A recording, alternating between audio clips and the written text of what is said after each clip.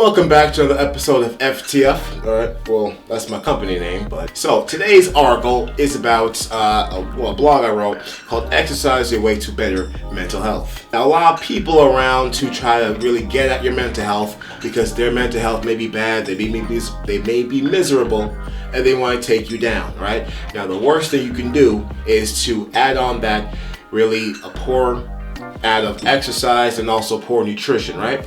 Because the world is already hard enough, so the last thing you want to do is be hard on your own body, right? That's just going to add to the depression. Now, there are many reasons why you should exercise if you are sad or depressed.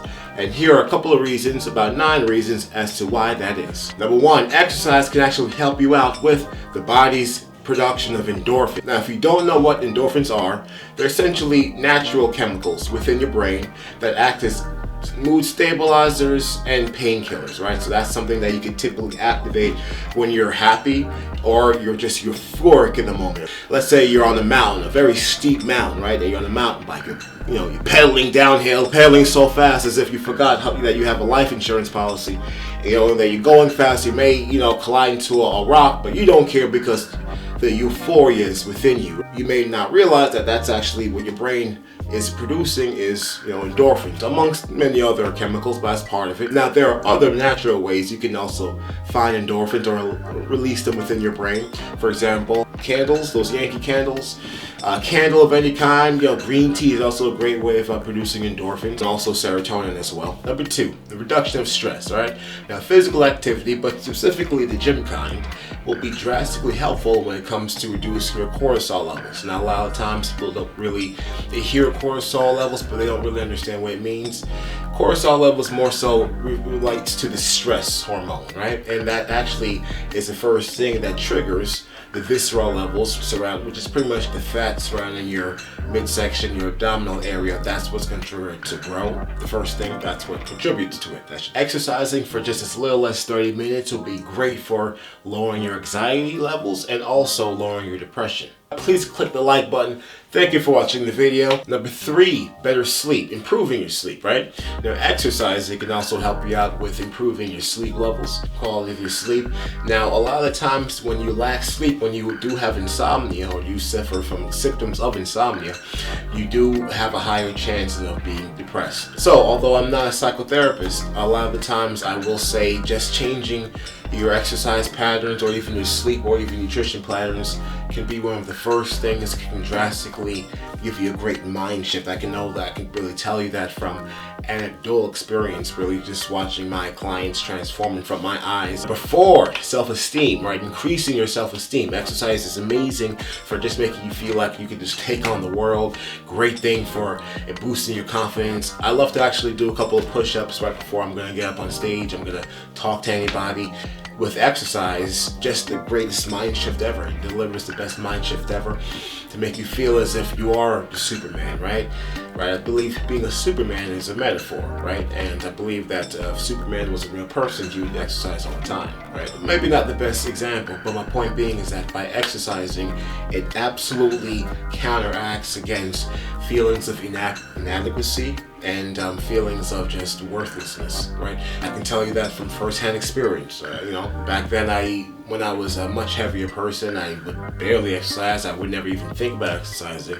I would even think about physical activities like exercising almost as like a mortal sin, right? Back then, my mind, I just was very, as I said, inadequate. Didn't feel like I could do much, but now, by exercising for as little as 3 days a week, and I'm not talking about long sessions, people, just as little as 30 minutes can make you feel like you can move a mountain. Number 5, distraction and social interaction, okay? Exercising provides a great, healthy distraction from negative thoughts, which also participates in group exercise classes or even team sports, right? Now, being around people is one of the benefits of physical activities, right? Group training classes, I'm a big proponent of them, right?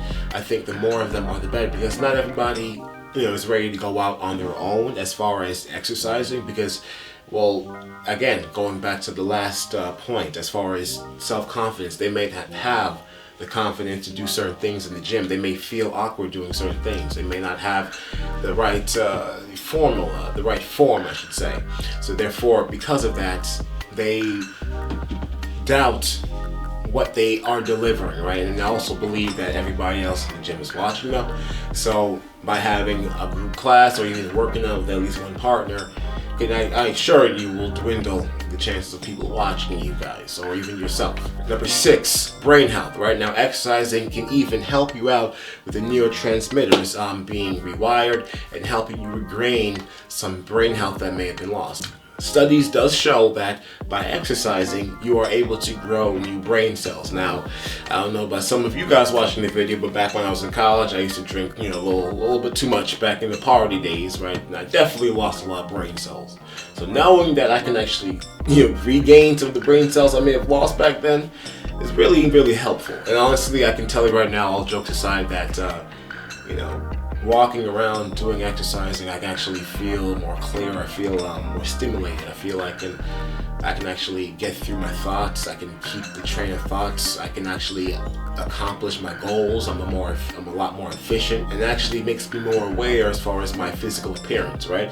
And what I wear, and certain outfits I may, tailor and whatnot. But it definitely, I believe, boosts your brain. So I 100% agree on that point. Number 7, routine and structure. Right now, guys and females, those who have an issue with really structuring certain aspects of their life, I know that exercising, again, going back to the last point, it does absolutely great benefits with regaining some brain cells.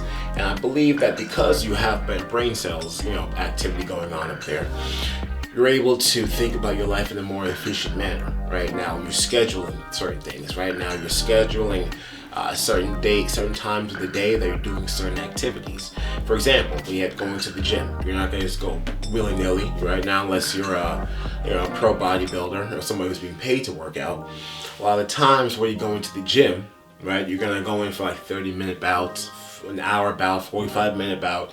You want to schedule that, right? Now, if you can schedule your gym sessions, I'm sure you can also schedule other times and other, events in your day. Set yourself up with a routine, a gym routine. By having a routine, you don't have to think about it. You already know what to do and when to do it and where to go. Now, for those who are on antidepressants, I would never tell you ever to get off of them. What you do, I always suggest go and talk to your medical professional in that regards. But I will tell you, in regards to antidepressive elements, exercising is one of the best things that you can do.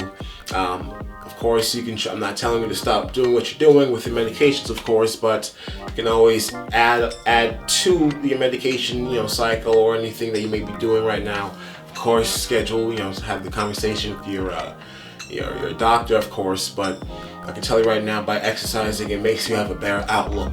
Gives you a better outlook on life, right? You're a lot more friendlier at the gym. You're more friendlier at your workplace. And there's a reason why you see people, even at the most ungodly hours of the night, or morning, I should say, early morning, farmer times, I should say, during the morning, right?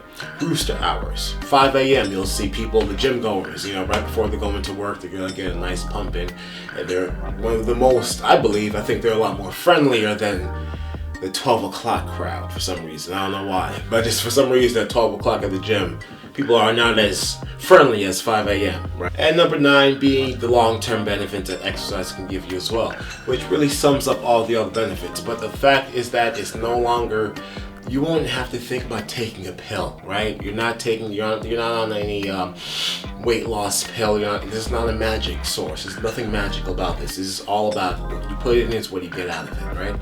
So, but the beauty about it is that it gives you long-term benefits. For example, I could stop exercising right now for a good month, and I guarantee you, I may gain a pound or two, sure, but the muscle mass, the form, the shape within the physique is all still there, right? Not only that, we're talking about long-term benefits that can carry you, into your golden years, right?